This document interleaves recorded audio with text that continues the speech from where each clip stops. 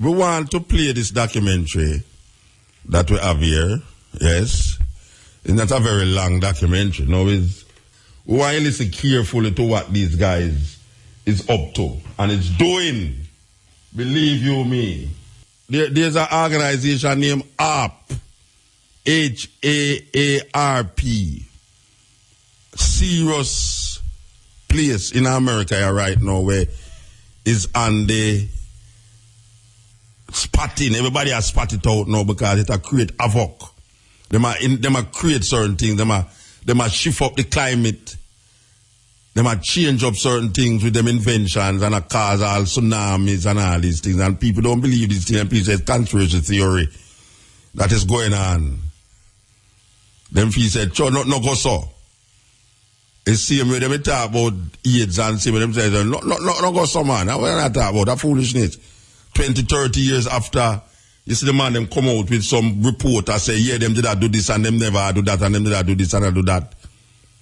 And it's long after, when the man them done to them wickedness and kill all sort of people, you know. One cannot forget this Tuskegee experiment.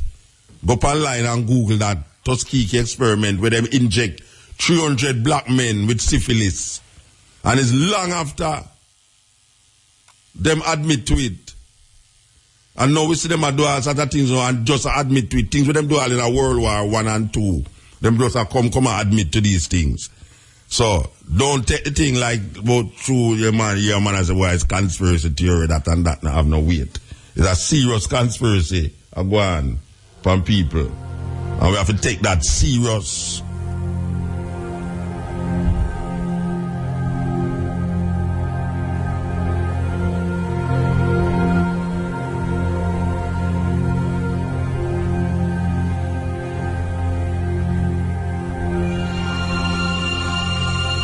The system that we're talking about is going to be the Haarp system, the High Frequency Active Auroral Research Project operating up here in Alaska. And if you also think about, and most people remember this from even high school science, but the magnetic field lines that come from the South Pole stretching around and then intersecting at the North Pole and surrounding the planet. These magnetic field lines are very much similar to what you would see on a bar magnet illustration in your basic science books, or in a motor, if you think about the Earth spinning and actually creating a dynamo, a motor, and these magnetic field lines being one of the outproducts of that, in conjunction with interaction with the solar wind, you get things like the magnetosphere and the magnetotail, which comes back behind sort of the way the downwind of the planet, if you will, from the sun itself. In any case, this dynamic of the Earth's motion,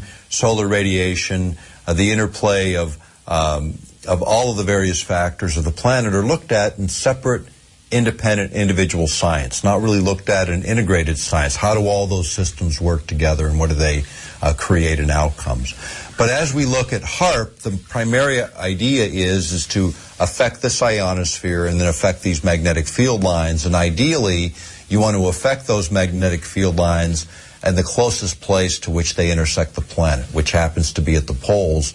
And in the case of where Alaska sits on a map, very near the poles, the furthest northern territory in the United States, where you could locate a facility on U.S. territory that you could inject energy directly into the magnetic field lines of the Earth. We're going to be talking about an area above the Earth's surface, about 30 miles above the Earth's surface, moving out several hundred miles beyond that, the ionosphere. It's a highly charged area.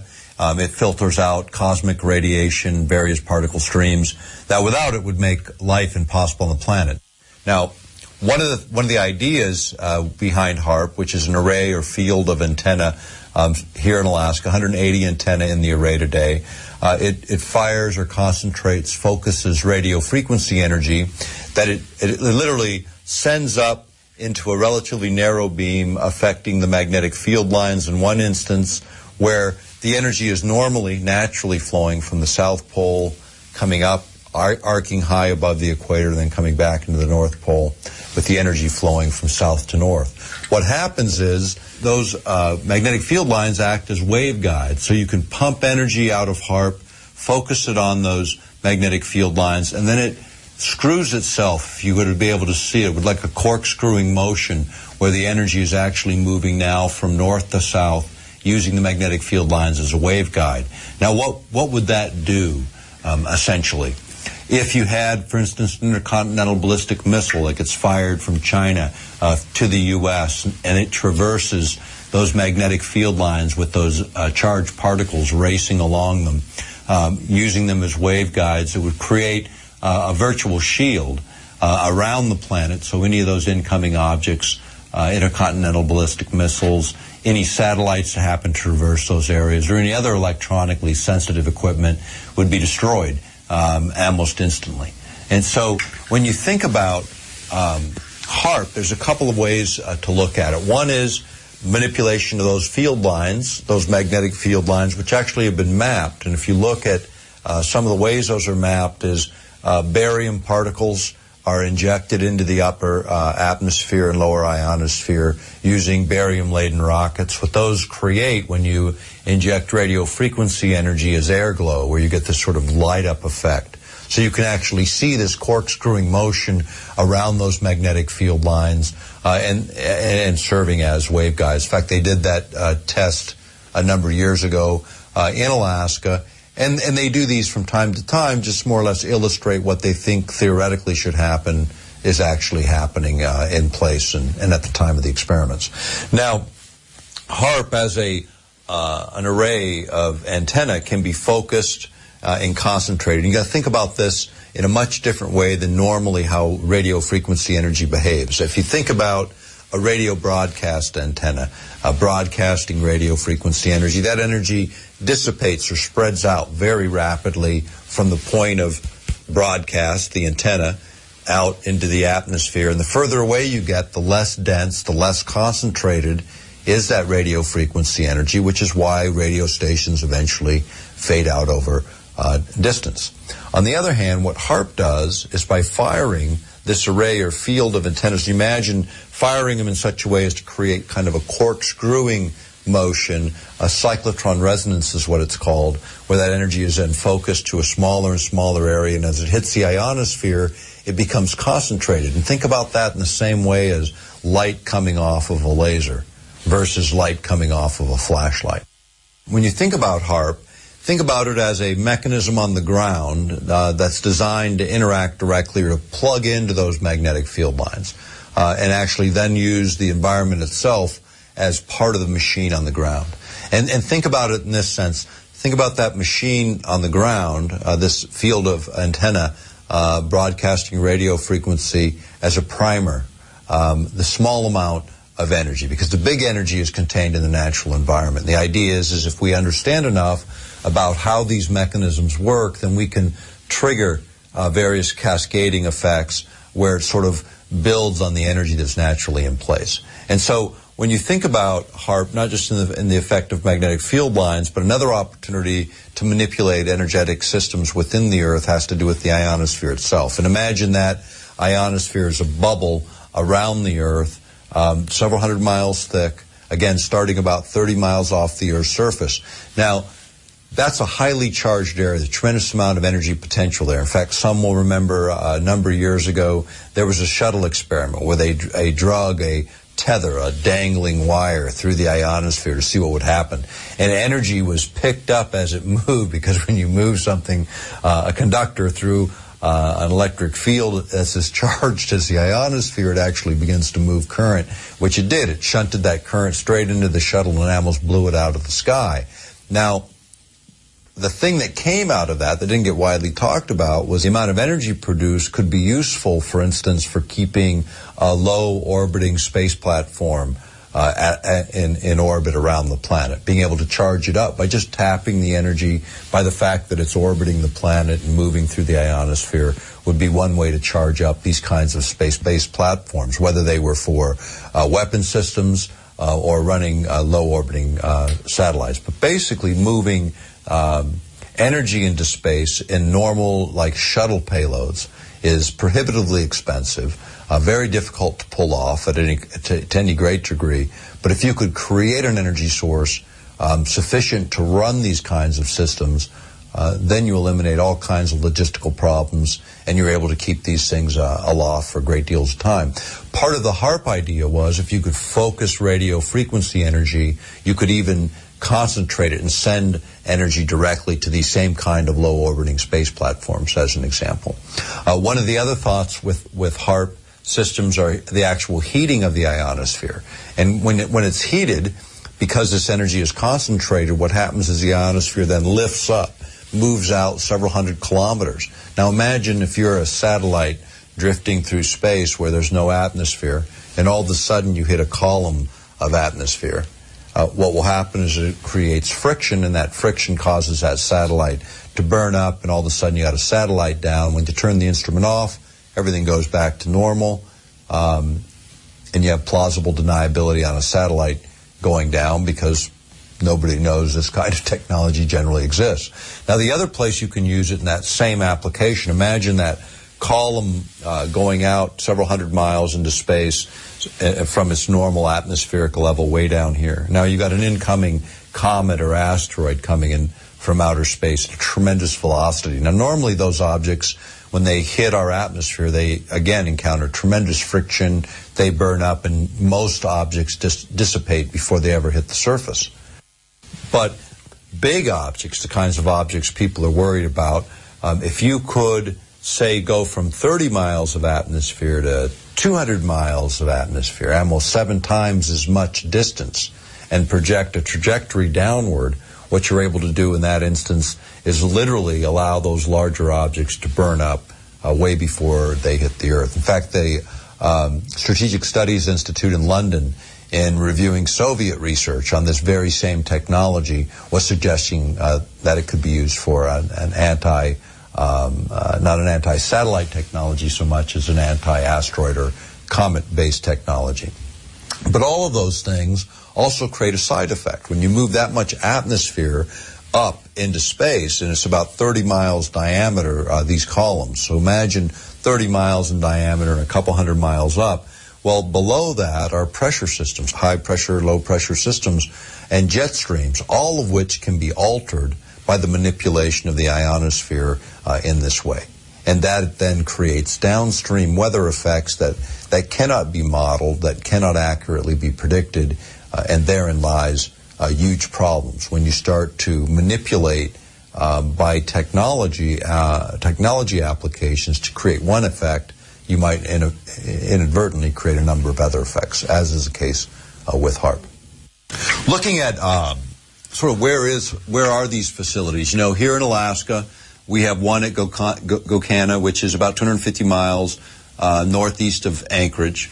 Then going across Canada, there's a number of these facilities that are controlled by the Canadian government. Rosalie Bertel has reported on those. Then there is one that sits right up here in northern Norway, and this is run by the Max Planck Institute. And then there are 5 old transmitters in the former Soviet Union. Literally, when you look, they go around the globe. These can be used in conjunction with each other, triangulating to hit the same point, creating unique and different resonance effects and creating even more power. Flipping the planet upside down, in Antarctica, China put in a facility a couple years ago to begin working in this technology. And then Arecibo, Puerto Rico, in the southeastern, off the coast in the southeastern United States, also has a facility that's been retrofitted to essentially do the same thing as Haarp.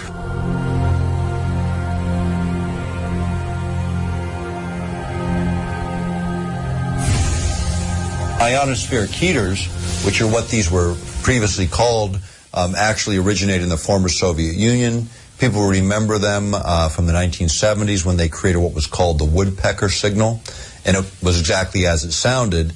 It was this weird static that was rhythmic and coherent, man-made.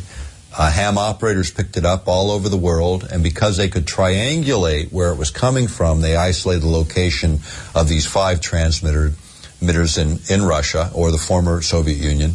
And those transmitters were associated with health effects in Oregon, power failures in central Canada, and a number of other anomalous phenomena in the 1970s. And those were the predecessors of Haarp. It's the very same technology with a modern twist. The old transmitters would take 15 minutes to reset the frequency because you had to readjust all these antennae. Now, with Haarp, it's done in milliseconds by adjusting the software. So, very efficient. You can change things. You can cause them to do different things. It's not a big project in terms of reset. And it's a small expenditure. I mean, Haarp, they've spent $100 million on, which in military terms is like cab fare. You know, it's like it's not even cab fare. It's the snowflake and the pile of snow out front that we walk through in the course of all this. But when you look at the impact of each of these technologies that we've touched on today, it's not the same game anymore. These are earth-shaking technologies, the very technologies that will either transform or enslave.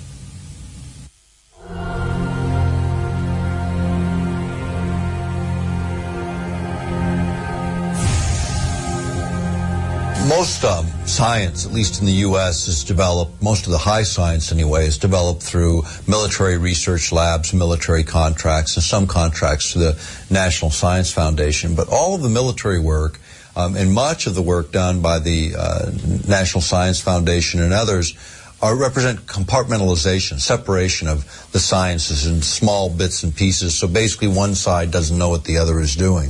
In fact, the first paper I ever presented at 19 was on the contrasting sort of our approach of compartmentalization in our approach to science and the Russian approach, or the Soviet approach at that time, which was to use generalists, take people from all disciplines, integrate them into the same room so that you could develop the higher ordered thinking, because then you brought all of these various disciplines, even when they didn't seem to fit, you brought them together and they tended to feed off of each other in a way that built better and more comprehensive science. In fact, as it relates to electromagnetic exposures, the science developed in the Soviet Union said, and they set the regulations, not that they enforced them, but they at least had them on the books, they were 1,000 times more stringent than the U.S. standards in the same areas because of that integrated approach. When you look at the productive capacity of the USSR during the Cold War, they couldn't produce their way, into an outhouse. It was a mess. But what they could do is compete on science. And the way they competed on science with us, and were able to not only excel in some areas, surpass us in others, and stay up with us in most, was by integrated science, as opposed to compartmentalization. It's cheaper, it's more efficient, and it yields usually better results. On the U.S. side, we do the opposite. We continue that model of compartmentalization to the detriment of really good science, and at a huge, huge economic cost. The duplication within that system, the cost of man-hours within that system, and the waste that's created in that system. Now, what does that all mean in the broader context of global science? The U.S. spends in the regular defense budget somewhere around $700 billion a year, which is a big number. We've got a couple wars going on top of that. The Chinese spend about 80 billion is what our intelligence tells us. At least that's what's publicly released. When you run inefficient science, and the Chinese don't run inefficient science, they steal everything they can that's already been developed and then take it from there. And they do it at rice bowl wages. They're not paying top flight scientists $250,000, $500,000 a year in salary and benefits. And they're not paying Davis-Bacon wage rates to build ships. They're building them for a bowl of rice.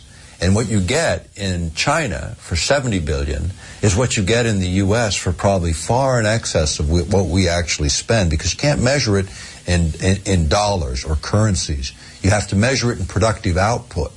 And what the Chinese are doing with their productive output is making sure that they can move millions of men and women in their armed services anywhere they want to put them on the planet. That's what's going on there.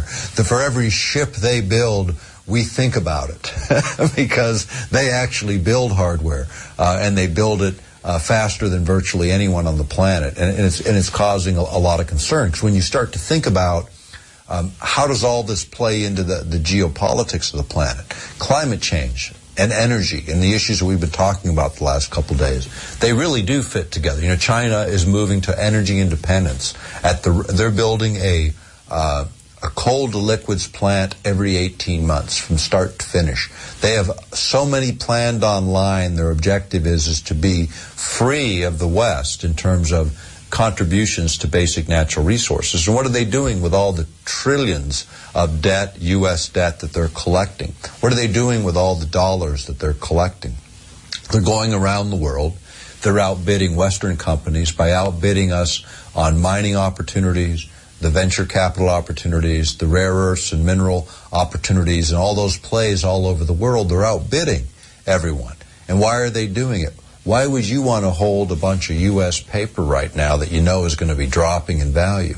You're better off buying the commodities. You know, when the market fell apart and copper hit $1.30 a pound, which was the lowest it had been in years, the Chinese bought more then than they ever bought in their history, and they bought it all the way up till it blew through the old record price by 10% while the economy is still in toilet in the U.S. and Europe, and commodity prices are breaking through the roof. And all those investments those Chinese made with all those cheap U.S. dollars, well, they still had a little bit of value, and we all thought they were nuts for paying 10, 20% more than the market said those assets were worth.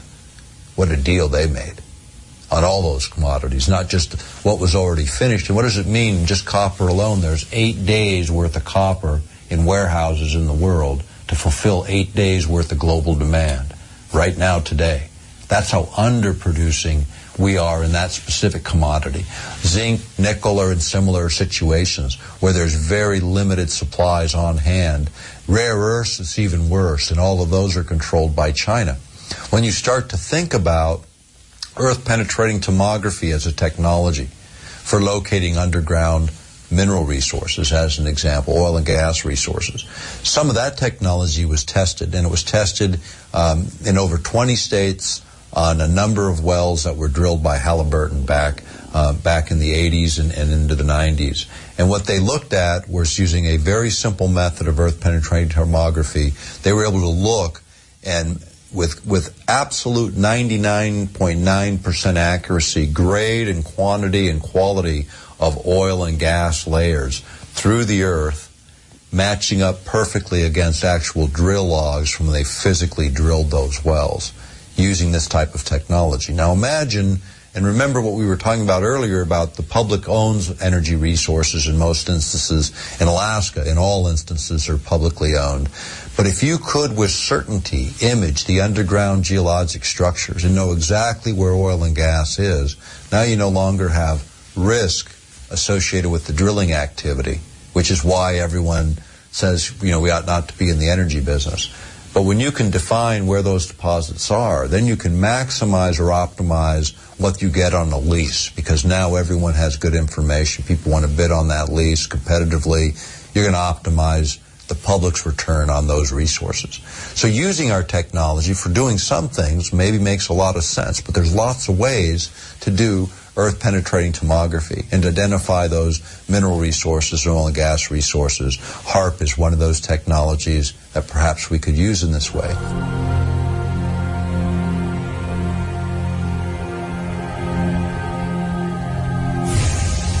When Skylab launched the first time, we realized that back in the 70s, we realized that it created a hole in the ozone layer.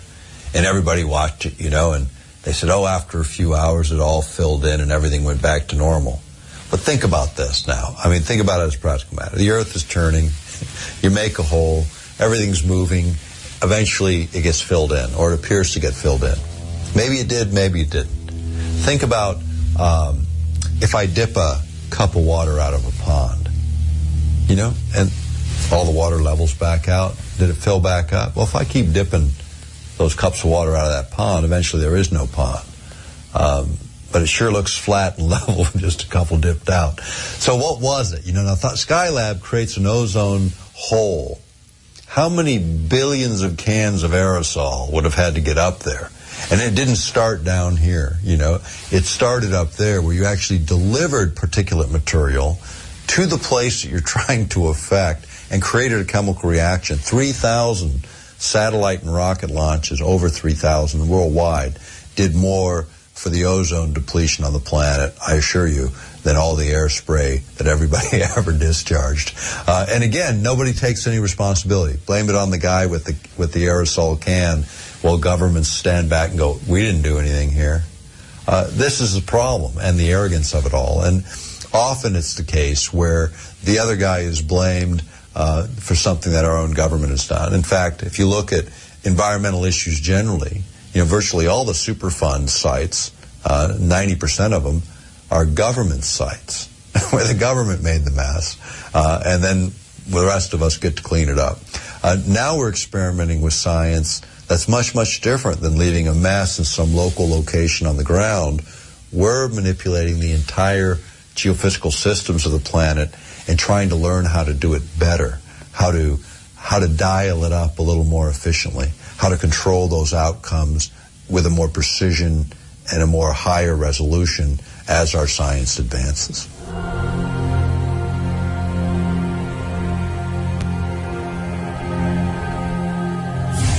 We've written the book Controlling the Human Mind, and we wrote and produced the video Mind Control, which Alex has carried for years. And I always consider that the most important work. Even when you associate some of the mind effects things with Haarp, they're big and they're important. But as we got more into that subject, it became, for me, the most compelling and important work that we've published. Because the idea of interfering with human consciousness, this idea of being able to interfere with free will, if you will, something that even God will not do in most religious traditions, interfere with free will, is now within the capability of man.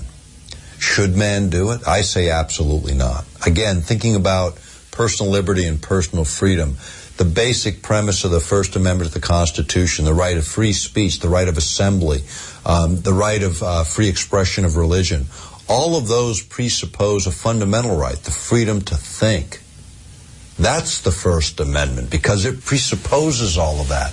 Without the freedom to think, none of the other liberties matter at all. And this is the century that we're in. The CIA, actually the work in this goes before the CIA. You go back to the work at Harvard, work being done at the hypnotherapy labs at Harvard in the 1920s by a guy named Estabrook. And Estabrook had this idea that you could create what we would call today the Manchurian candidate, some super spy that would be pre-programmed to do destruction or gather intelligence, and if captured, would have absolutely no knowledge of any of it. Well, he started this work in the 20s. By the 1930s, his work was classified. By the 1960s, the material he had published, he acknowledged that he created these super spies, that he spent 9 to 10 months, and 1 out of 5 people were subject to this level of programming, where he would subject them to 9 to 10 months of programming where he literally split the personality into 2 separate human beings within the same body, programming one to be the super spy where they could function in another country without detection, and if captured would have no memory of their true self. And yet when they returned to the United States, this altered consciousness could be re-triggered to remember everything they collected in the foreign country and their true self.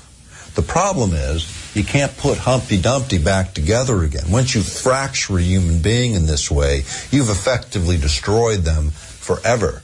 He believed this was a good idea, and he advanced this technology. And the same material that he published advancing the idea that using LSD to alter people's consciousness for mind control experiments was legitimized and reasonable and a good thing. That's what he wrote in his published work. At the same time, the Central Intelligence Agency later was revealed to be experimenting with LSD on 8,000 men and women in the armed services alone, not to mention the civilian sector.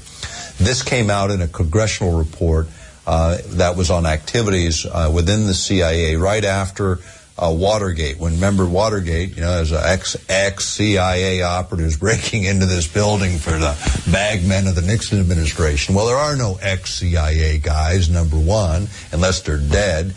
And number two, the fact is when they got caught, what they got caught doing were mind control experiments. The church committees and the Congress actually heard the testimony as the CIA busied themselves shredding the documents because they acknowledged over 140 programs under MK Ultra and its sub-programs that were directly involved in the manipulation of human behavior using chemical means and electromagnetic means. And one of the organizations they worked through at the time was the Mankind Research Association, operated out of Bethesda, Maryland, which was a front for Navy intelligence organizations and the Central Intelligence Organization developing mind control technologies and an understanding of what those would be about. More than a Manchurian candidate, manipulating people over huge geographic areas for very specific outcomes. At the same time, they were engaged in a great deal of research on what they called paraphysics or parapsychology or ESP in those days. A number of those reports prepared as far as our analysis of Eastern Europe that were eventually released under Freedom of Information Act are posted on our website. And you can go and look there and you'll see hundreds of pages of these declassified documents. They're heavily redacted. I mean, lots blacked out, but you get a general sense of what we were doing. And here's what they discovered. And it's not in the published work. It's not in the other videos.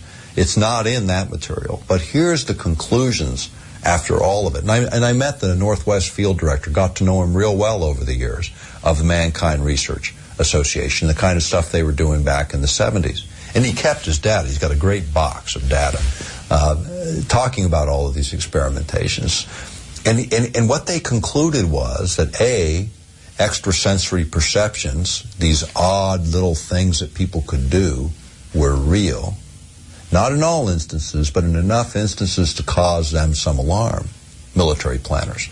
Because what also they discovered is that human beings generally have these innate capabilities that we used to call extrasensory perception. Some have referred to as gifts of the spirit. They come by a lot of different names. But what they are is natural attributes of what human beings are. We're created in the image of a creator. That means more than how we look. It has to do with what we are.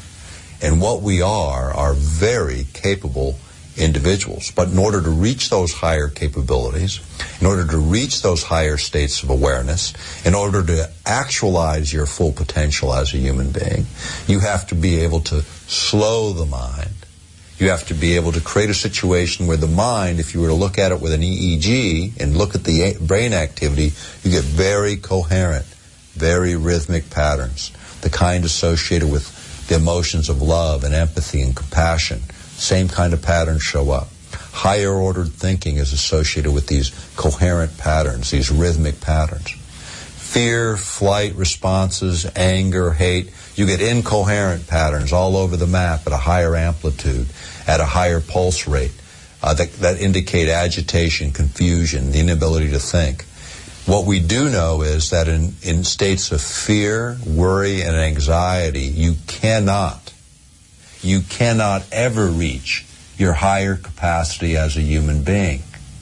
So the easiest mind control technique, keep people in a state of fear and worry and agitation, and we're defeated before the first volley is fired. That's not what we need to be about. You know, when you think about it, when you're walking confidently, consciously doing what you know you're capable of doing, how empowering it is to step into each act that you take on as a human being in a productive and meaningful way, without fear, without worry. It's when your mind falls into what some call that zone that the athlete knows and the artist knows and every one of us knows in those instances where those sparks of creativity come through. That is our normal state of consciousness. If you're to look at it in the lower range of the alpha range where you are in that most creative mindset, you'd be between 7 and 8, 7 and 9 hertz pulses per second. The planet naturally oscillates at 7.83 hertz pulses per second. Isn't that interesting? Correlates perfectly with the ideal state for awake, conscious living when you're awake. And yet the fields that we surround ourselves with in this room right now, in every room where everyone's watching this because the power grid is operating at 60 hertz, 60 pulses per second, an agitating signal all the time in our background noise, if you will, our noise. Because think about it, in a crowded room, all the noise you hear and you're having a conversation with your friend, and you block out all that background noise. We do the same thing with electromagnetic fields. I'll tell you when you notice it. I couldn't use this analogy in Germany. I'll tell you why in a minute. But think about when the power fails in your community. When the power goes out, completely goes out, the power grid's down. Now everybody remembers it given all the winter storm activity. And the first thing you notice how quiet it is because the refrigerator's not humming along, the air conditioner, the heaters aren't blowing air around. The second thing you notice is how your whole body exhales as you relax. Same feeling when you come in from a hard day of work and you're wearing your insulated soles on your shoes, and the first thing you do is you kick them off and you come back into ground with the pulse rate of the planet and you relax. That relaxation is the silence. Do you know what the sound of being born into an explosion is? Silence. We're living in that explosion, in the fields that surround us every moment of every day. When I used that analogy this last year in Stuttgart, everybody looked at me like I was crazy when I said, you know when the power fails. It never fails in Germany. People with gray hair never remember a power failure since World War II ended. You know, I mean, we don't even think about that. I mean, you talk about the contrast in technology. I can't even use the same analogy in Europe because it doesn't make sense because their technology happens to run smoother. And we invented the power grid for all practical purposes. But again, you know, I say it humorously, but at the same time recognizing under all this are these very real effects that we have to recognize. So how do you learn how to control you? You know, people ask me all the time, you know, you talk about a lot of technologies generate a lot of concern, some levels of anxiety. That's not my intention. My intention is to inform so we can begin to think about this stuff in a productive, constructive way and how we address it. But more importantly, the more important part of this message and anything that I've said in the last couple of days is about the fact that we are more than we think we are. There are no small things. There's only things that are undone. Each thing that we do as individuals matters. It matters a lot, more than you might even realize or recognize. And there are no small things. And what I do versus what you do, it's not a size issue. It's getting the work done. All of us have a sphere of influence, and we need to assert ourselves in that sphere of influence. What that means is it might mean that we have a conversation with our family or our close friends. We don't feel any anxiety having done that. When the anxiety creeps in, back off. Think about what you're doing. It should be like breathing if you're working outside of fear and outside of worry, and you're working in a way that is possible, where you acknowledge it's possible. Do what you know you can do to further your version and your view of the truth, and do it in a respectful way, and do it with confidence. And don't lift the burden if it's too heavy. There's someone else that'll lift it for you, or lift it with you. But do something in favor of what you believe to be right and true, whether it's on any of the issues we've covered today or on some other issue, but something that you care about and recognize there's a billion other people doing the same thing, and we're not waiting for an organization to form. We're already standing in it. It's called the human race. Participate in it.